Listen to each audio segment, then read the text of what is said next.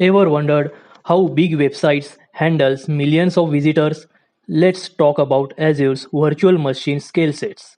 Virtual machine scale sets or VMSS let you add more virtual machines when your website or app gets busier. It is like adding more workers when a store gets crowded.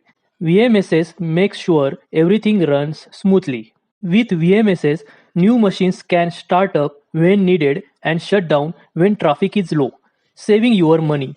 These virtual machines can be updated one at a time, so your app never goes down. And VMSS works with both Windows and Linux, making it flexible for any project. It is fully connected to Azure's security features, keeping your data safe. So with Azure Virtual Machine scale sets, your website or app is always ready to handle more visitors without any extra effort. Now that we have covered the basic of virtual machine scale sets, let's dive deeper and discuss the technical side of things.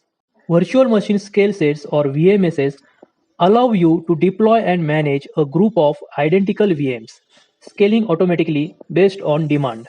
You can create thousands of VMs in minutes, ensuring that your app is ready to handle any traffic surge.